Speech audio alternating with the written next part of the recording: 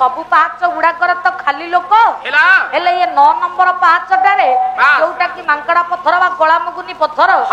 या ऊपर कहीं एते ब्राह्मण माने बसिकी खाली स्वाहा स्वाहा करूछन। हां हां ये कोन सब पिंड बाडुछंती कहले ब्राह्मण माने 9 नंबर पाहाच रे बसी हेला कोन पितृ पुरुष उद्देश्य रे काहे की पिंड दियन काहे की दिनकर घटना हेची कोन हेची कहले मोर ये शिला अबवेतब हां हां ये पदांक पर आहा पितृ पितामह बे उद्देश्य पिंड बाढ़ंती नार आहा बाढ़ंती नार हे बाढ़ंती नार बाढ़ंती नार बाढ़ंती नार हे बाढ़ंती नार बाढ़ंती नार जेदिन देखिबी जीवन हो इला उधार आहा सेही दिन सृष्टि भांगिबी पुणी उठी पत्थर उठी पत्थर रे उठी पत्थर उठी पत्थर उठी पत्थर हे उठी पत्थर उठी पत्थर 9 नंबर पावछर काहे बणकबा ब्राह्मण मान बसी हेला पितृ पितामह उद्देश्य रे पिंड दियंत बे आज मु भारी हैरान करिलेनी ना हां आज टिके परिश्रम पड़छि बाबा हां हौ सब दिन कोन होउछि ना आज दिनटा त हां ताले चौधरी बाबू आज्ञा हेला कोन कोन हेला ना काहे कि से 9 नंबर पावछर बसी कोन पई पितृ पितामह उद्देश्य रे ब्राह्मण माने बापा बासी पिंड बाडती बास कोन तार रहिछि कारण तार किंवदंती कोन अछि कोन आपण माने गयासुर विषय भल भाबरे जानिथिबे हेला गयासुरर तांडवरे गयासुरर प्रकोपरे बे जेते बेले समस्त देवता माने थरहर हेले हेला वैकुंठपति नारायणंकर आशीर्वाद को पाइछंती गयासुर गया गया जे नारायणंकर आशीर्वाद रे आज गयासुर बापा पृथ्वी रे अद्वितीय योद्धा भाबिलो हां हां जेते बेले गयासुरर प्रकोप देवता माने सही परलेनी अच्छा बाध्य होई देवता माने जाई नारायणंकर दुख जणाइले दुख जणाइले नारायण कोन कले ना चक्रराज सुदर्शन को पठेले गयासुरर गंडीरु मुंडटा को अलगा करि देबा पाई जेते बेले पठेले नारायण जहा को आशीर्वाद दैछंती ताकू सुदर्शन चक्र चाहिले भेद करि परिबो ना ना ना ना जे नारायण को बळरे बलियान बे सुदर्शन चक्र गयासुर को भेद करि परलानी से पुनर्बार पछकु फेरिले बाबा सुदर्शन चक्र बुझे देले कहले प्रभु आपण ताकू वर दैछंती मु मारिबा को केते मात्र नारायण स्वयं निजे गले बे अंतर्यामी नाथ जेते बेले अंतरर कथा बुझी पारि जाई पहुंचिले कहले विभु अंतर्यामी मन कथा जान बाबा सत्य नारायण विभु अंतर्यामी मन कथा जान सत्य नारायण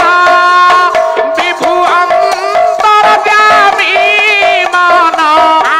कथा जान सत्य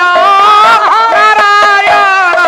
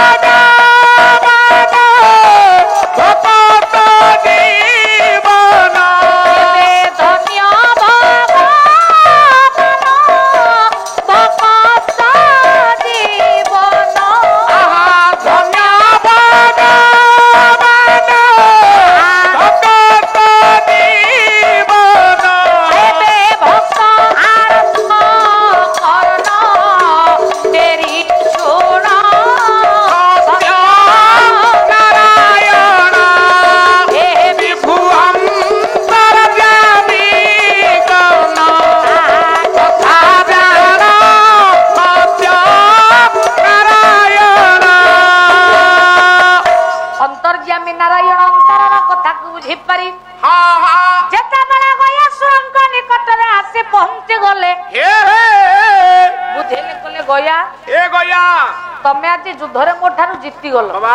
କାହିଁକି କଣ ପାଇଁ ନା ଯୁଦ୍ଧର ନିୟମ କହୁଛି ବେଶ ମୁଁ ସୁଦର୍ଶନକୁ ପଠେଇଥିଲି ସିଏ ତମକୁ ଭେଦ କରି ପାରିଲାନି ମାନେ ମୁଁ ହାରିଲି ହାରିଲି ଯୁଦ୍ଧ ନିୟମ କହୁଛି ଯୁଦ୍ଧରେ ଯିଏ ଜିତିବ ବାବା ସିଏ ହାରିବା ବାଲାଟାକୁ ଦବ ଦବ ଦବ କାରଣ ତମେ ଜିତିଲ ବେଶ ମୁଁ ହାରିଲି ହେଲା ମୁଁ ମାଗିବି ବାବା ତମେ ମତେ ଦେବ ଦେବ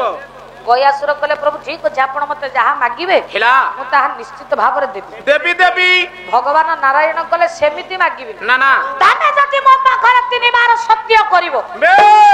ତାହେଲେ ମୁଁ ତମକୁ ମାଗିବି ମାଗିବି ମାଗିବି ଗୟାସୁର କଲେ ପ୍ରଭୁ ଠିକ ଅଛି ମୁଁ ସତ୍ୟ କଲି ଯାହା ତମେ ମାଗିବ ମୁଁ ତା ଦେବି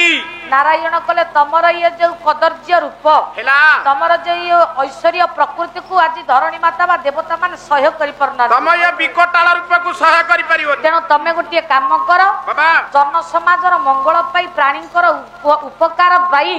ତମେ ଏ ରୂପକୁ ପରିବର୍ତ୍ତନ କରି ଅନ୍ୟ ଏକ ରୂପକୁ ପରିବର୍ତ୍ତିତ ହେଇଯାଅ ହେଲା ହେଲା ହେଲା କାହିଁକି କଣ ପାଇଁ? ନା ଜଗତର ମଙ୍ଗଳ ଯିଏ କରିପାରେ ଜଗତର ହିତ ଯିଏ ଚିନ୍ତା କରିପାରେ ତା ଠାରୁ ହିତ ଆକାଂକ୍ଷୀ ବାବା। ଆଉ ଦୁନିଆ ଭିତରେ କେହି ନ ହେଇପାରେ ନାହିଁ। କନ୍ଧମାଳ ରନ୍ଧକପି ଭୀମ ଭୋଇ ପଦୁଟିଏ କହିଲେ କଣ ସିଏ କହିଲେ କଣ କହିଲେ କହିଲେ ଇଏ ପ୍ରାଣୀଙ୍କ ଆରତ ବାବା ଦୁଃଖ ପ୍ରମିତ ପ୍ରାଣୀଙ୍କ ଆରତ ଦୁଃଖ ପ୍ରମିତ ପ୍ରାଣୀଙ୍କ ଆରତ ଦୁଃଖ ପ୍ରମିତ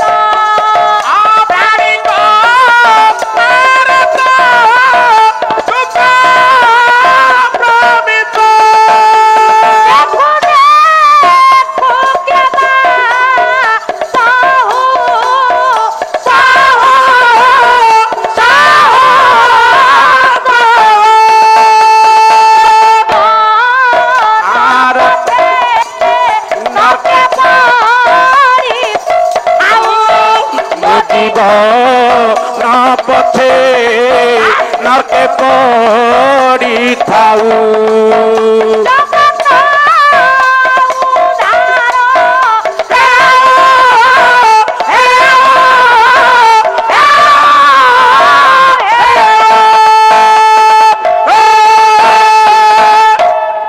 କହିଲେ ଯିଏ ପ୍ରାଣୀଙ୍କର ଭଲ ମନ୍ଦ ଦୁଃଖ ସୁଖକୁ ଚିନ୍ତା କରିପାରେ ହେଲା ତା ଠାରୁ ମହତ ଆଉ ଦୁନିଆ ଭିତରେ କେହି ନ ହେଇ ପାରନ୍ତି ହେଲା ହେଲା ହେଲା ତେଣୁ ବୈକୁଣ୍ଠପତି ନାରାୟଣ କଲେ ତମେ ତମର ଇଏ ରୂପକୁ ବଦଳେଇ ବେଶ ଅନ୍ୟ ଏକ ରୂପକୁ ପରିବର୍ତ୍ତନ ରୂପାନ୍ତରଣ ହେଇଯାଅ ହେଲା ହେଲା ନାରାୟଣଙ୍କର ଆଶୀର୍ବାଦରେ ଗୟା ଗୋଟିଏ ଶିଳା ବାପା ଗୋଟିଏ ପଥରାକୃତି ହେଇଗଲେ ହେଇଗଲା ହେଇଗଲା ହେଲେ ଗୟା ସର୍ତ୍ତ ରଖିଲେ ପ୍ରଭୁ ବାବା ମୁଁ ସିନା ଜନଜଗତର ହିତ ପାଇଁ ଗୋଟିଏ ପଥର ହେଇଗଲି ହେଲେ ମୁଁ ଏତିକି କଥା ମନେ ରଖନ୍ତୁ ବେଶ କଣ କଣ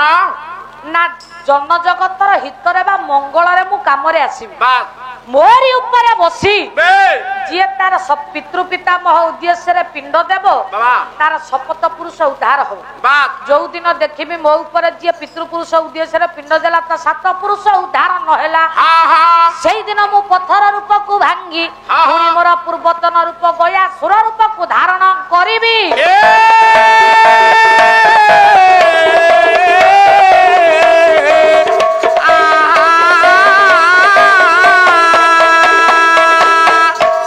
ନାରାୟଣ କଲେ ତଥାସ୍ତୁ ହେଲା ତେଣୁ ଗୟାଙ୍କ ନାମରେ ବାପା ଗୋଟିଏ ତୀର୍ଥସ୍ଥଳୀ ରହିଛି ଯାହାର ନାଁ ହଉଛି ଗୟା ତୀର୍ଥ ଗୟା ତୀର୍ଥ 22 ପାହାଚର ନବମ ନମ୍ବର ପାହାଚକୁ ଗୟା ତ୍ରିଶିଳା ବୋଲି କୁହାଯାଏ ବାବା ବା ମାଙ୍କଡା ପଥର ଯୋଉ କଳାମୁଗୁନି ପଥର ତାରି ଉପରେ ବସି ବେଶ ପିତୃ ପିତାମହଙ୍କ ଉଦ୍ଦେଶ୍ୟରେ ପିଣ୍ଡ ଦେଲେ ବାସ୍ ପୁରାଣ କହିଛି ଆମ ସାତ ପୁରୁଷ କୁଆଡେ ଉଦ୍ଧାର ହୁଏ। ଉଦ୍ଧାର ହବ ତାହେଲେ 22 ପାବଚ ଏହିପରି ଗୋଟିଏ ପରେ ଗୋଟିଏ ଅତିକ୍ରମ କରିବା ପାଇଁ ଯେତେବେଳେ ଯାଆନ୍ତି ବାବା